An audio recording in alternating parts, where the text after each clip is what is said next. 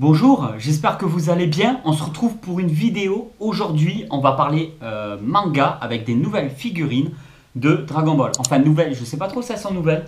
Bandai, Banpresto, Dragon Ball Z.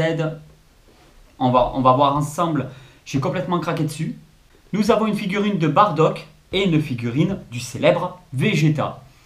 Par contre, j'ai pas compris parce que j'ai beau regarder Dragon Ball Z et tout ce que tu veux là, dans Dragon Ball Z, à aucun moment Bardock affronte Vegeta. Enfin, je m'en rappelle pas, ou peut-être dans un film que j'ai pas vu. Donc, dis-moi en commentaire si c'est normal ou pas. En tout cas, les figurines, elles ont l'air d'aller ensemble, vu les magnifiques boîtes qui représentent vraiment les deux. À moins qu'elles combattent, elles combattent pas ensemble l'une contre l'autre. Hein. Peut-être qu'elles sont tout simplement en train de combattre en même temps.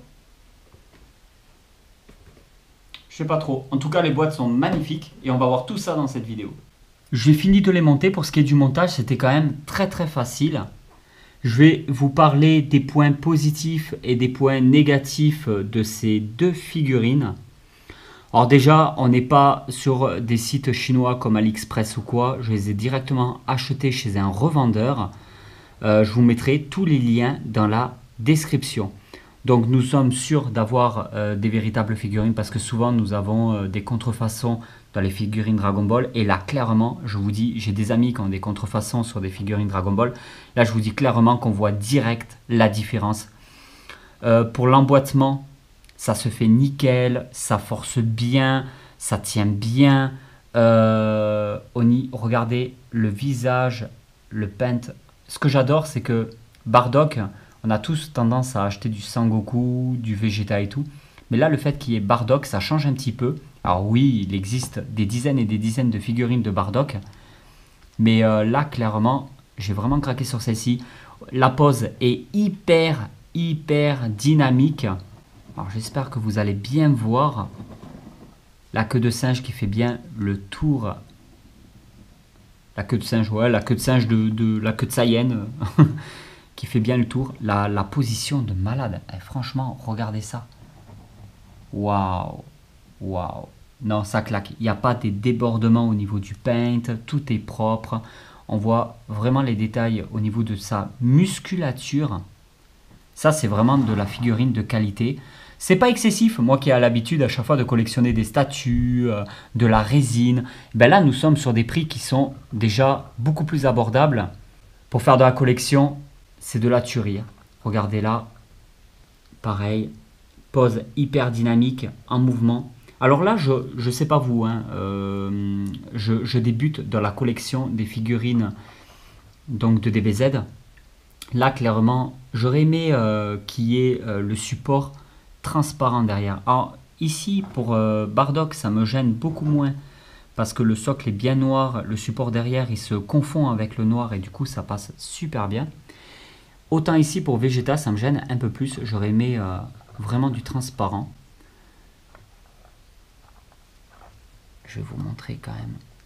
Je vais la détacher de son socle. Waouh! Ah ouais, c'est de la tuerie. Là, c'est clairement de la tuerie. Ça fait plaisir de vous montrer aussi du manga de temps en temps. Je découvre en même temps que vous, ça faisait pas partie de ma collection il y a une demi-heure. Le temps d'aller chercher le colis en fait. De toute façon, tous les cartons généralement je les mets dans mon garage et c'est blindé de cartons. Alors quand je vous montre des figurines, des statues et qu'il y a encore le carton, ça veut dire que je viens juste de le recevoir ou que j'attendais de faire la vidéo avant le déballage. Donc quand c'est comme ça, quand je vous montre qu'il y a un carton derrière, c'est que je découvre en même temps que vous. Là, il y a l'effet de surprise, autant pour tonton que pour vous. C'est juste dingue. Après, du coup, pour au niveau de la position, est-ce qu'on les fait combattre ensemble ou est-ce qu'on les met l'un à côté de l'autre? Ça, c'est à vous de voir.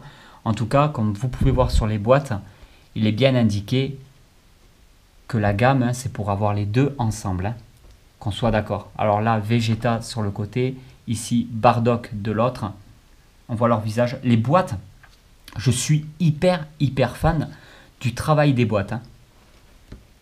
Écriture japonaise et tout, on est exactement sur le même travail que le Sangoku version samouraï. Le petit Sangoku version samouraï, si vous n'avez pas vu la vidéo, je vous invite à aller la voir. Non, là, c'est de la tuerie. Là, c'est vraiment, vraiment de la tuerie. Waouh. Alors, j'ai une très grosse préférence pour Bardock, malgré que mon personnage préféré dans Dragon Ball, ça reste Vegeta, et que le travail soit nickel. Je sais pas, j'adore la pose de Bardock, en fait. Et puis, j'ai pas l'habitude, c'est ma première figurine de Bardock. Des Vegeta, j'en ai quelques-unes. Mais Bardock, c'est véritablement ma toute première figurine. Pour toutes les informations, je vous mets le lien dans la description de la vidéo. N'hésitez pas à aller voir. Ça pourrait peut-être vous intéresser. Donc au niveau de la note, je vais donner un 10 sur 10 à Bardock et un 9,5 sur 10 à Vegeta pour son socle en fait, où j'aurais préféré que la barre soit transparente. Pour le reste, franchement, c'est un top. Bon, les boîtes, un 10 sur 10. Je rappelle qu'il faut absolument garder les boîtes quand vous vous mettez à collectionner. On ne sait jamais si vous voulez revendre plus tard. Et puis ça fait toujours plaisir de garder les boîtes. Alors vite fait, petite coupure, j'en ai parlé à mes enfants pour savoir s'ils avaient des informations. En fait, ils m'ont donné 2 pistes très intelligentes que j'avais même pas vues. C'est Dragon Ball Super. Donc c'est fort possible, j'ai pas suivi entièrement les Dragon Ball Super. C'est fort possible que ce soit Bardock qui combattait aux côtés de Vegeta et non l'un contre l'autre.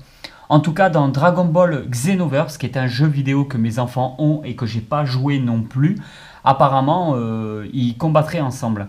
Donc c'est possible que dans Dragon Ball Super, on puisse les voir se combattre l'un contre l'autre ou ensemble. Et dans Dragon Ball Xenoverse aussi. Voilà 2 pistes à ne pas du tout écarter. Et ben voilà tout le monde, j'espère que cette vidéo vous a plu. Si cette vidéo vous a plu, n'hésitez pas à la partager sur les réseaux sociaux, à vos amis, à vos proches. Je vous dis à très vite pour une nouvelle vidéo. Allez tout le monde, ciao!